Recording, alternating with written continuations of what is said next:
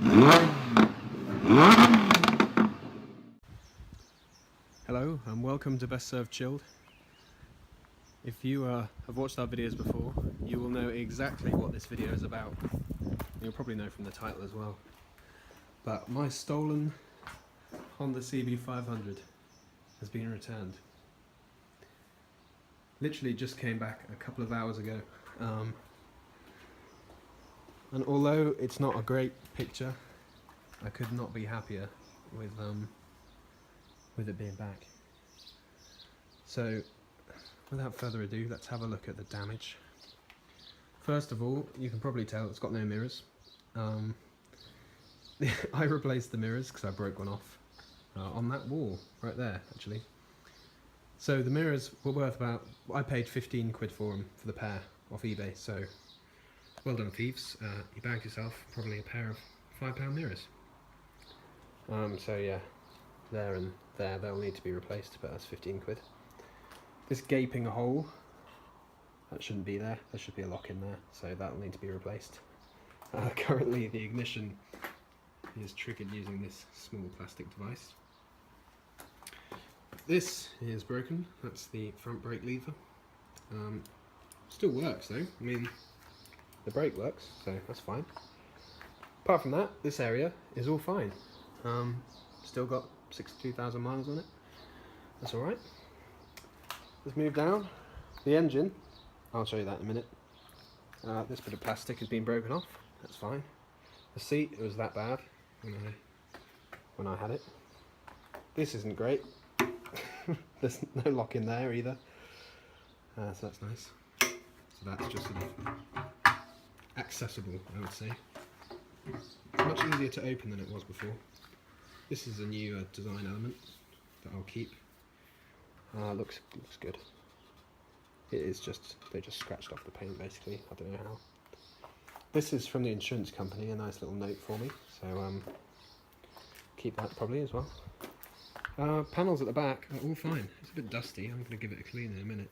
But obviously that's been stolen, that's where the number plate should be. So yeah, can't drive it until I've got a new one of them, but that's alright. What else? This. That's not fabulous. But oh yeah, there's a few bits of damage, like here is all cracked. You can't really see it. And then there's another one up here somewhere. Or it's on there, on the other side, I think. Little chips in the paint. Apart from that, I mean, if you look at the clutch cable, that's something I thought would be broken. Still works. Brakes are dirty, but both of them still fully functional. But this is really the highlight here. So this thing is what's at the bottom of the key barrel. So we'll just put this over here. Just wanna try and... So that is the, that's now the ignition. Ready for this?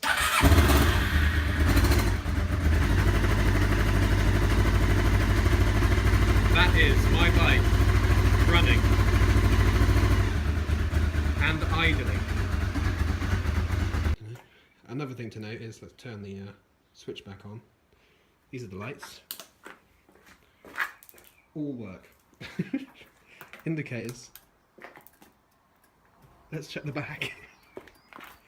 They still work. Right one. Rear one. It all still works.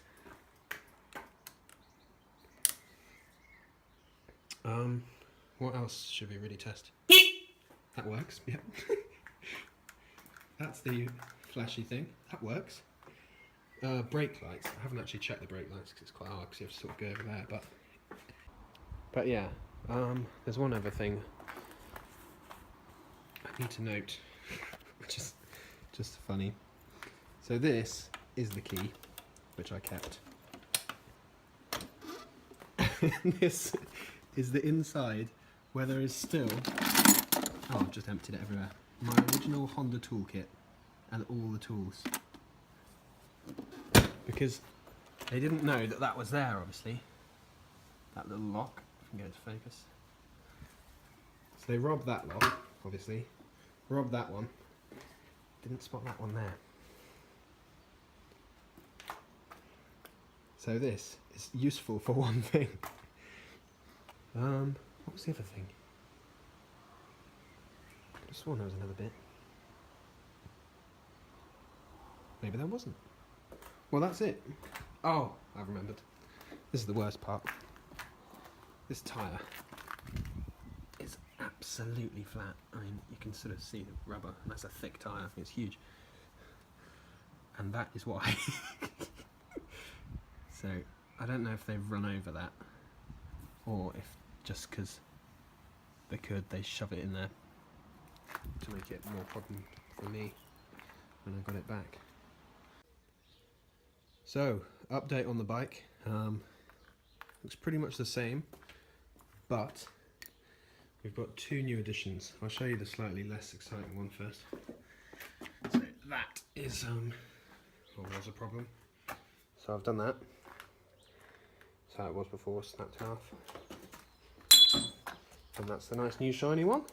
And I thought, if I'm going to have a shiny one on one side, I might as well replace the clutch as well. So that's all good. Headlight is off. The ignition is still bad. That needs to be changed. Tightened up the exhaust, so it sounds alright now. Well, how it should really, because that was like hanging off. It's really loose, so that was easy. It's fine. I'm in the process of taking the back wheel off, because this is just absolutely, it's just flat. So this is all disconnected. This is just ready to come off now. Just need to take that off and take the wheel off.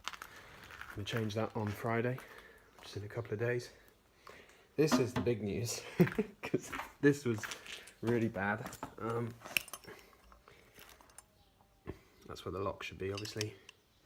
So that's just completely torn out. So this nice new one. It's not smooth. I don't know why. You do have to yank it a bit, but I presume once these little bits have rounded off a bit, they'll become a bit smoother. So I can actually lock the petrol tank now. The only issue is I've done everything on the cheap, so these are the original keys for the bike, which still unlock this little, seat compartment. This is now the key for the fuel cap, and then I have a different key for the new ignition. So if I ever sell this, I'm gonna have to explain to the new owner that there are 6 keys, the one and its spare for every lock on the bike. So that would be interesting. But yeah, I'm really pleased with that. It's so satisfying. It's quite a good lock as well. It's really smooth.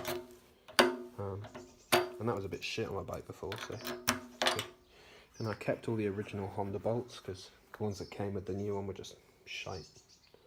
So I put all these back in. This obviously needs it clean.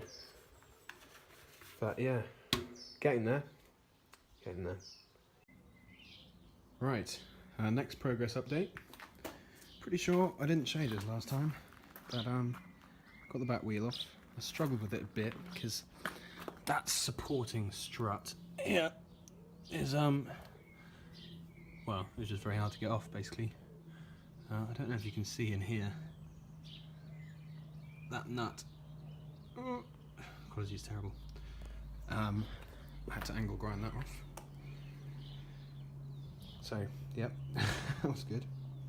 My chain's sat in a bit of kitchen roll at the moment. But yeah, wheels off, so that's good. Can take that and get that repaired tomorrow. That's the inside, so that's the hub brake. Quite cool. So, big thing about today, obviously, I showed you before this and these. You may notice a little bit, that horrible hole's been filled with a new lock barrel. So that was the other one. So you can see there. Ooh. Focus a bit. There we go. So that's just been clean, like snapped off. So that's that. Yeah, that will be underneath. Ooh. That'll be underneath like that, with the lock barrel-y bit poking out. So yeah, they ripped the back off that as well to get to the ignition switch, which was nice of them. So that's all been wired in behind here. You can probably see it. It's that bit of plastic there. Bloody hell, it was hard to get off. Obviously it's a bit of the bike that needs to be secure, but that was hard work. So yeah, got it off, that's fine. So now, one of the many keys, that's the full arrangement of keys, and that one for the motorcycle now, which is fabulous. 6 keys. Ready? And she's on.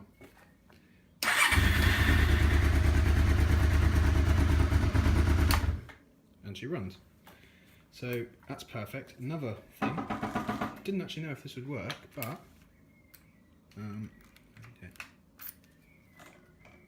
steering lock. So that's great. Shouldn't move it around too much because the back wheel's not there to catch it if it falls. But yeah, so that was my little victory today, getting that bloody thing in there. So, really hoped it would be finished at this point. Obviously new back wheels in, got some mirrors as well, lock barrels in, that's in, but I've been a bit of a twat, and changing the oil, which should be the easiest job, I've cracked the sump, hence why that rag is there catching any little bits of oil that are dripping out.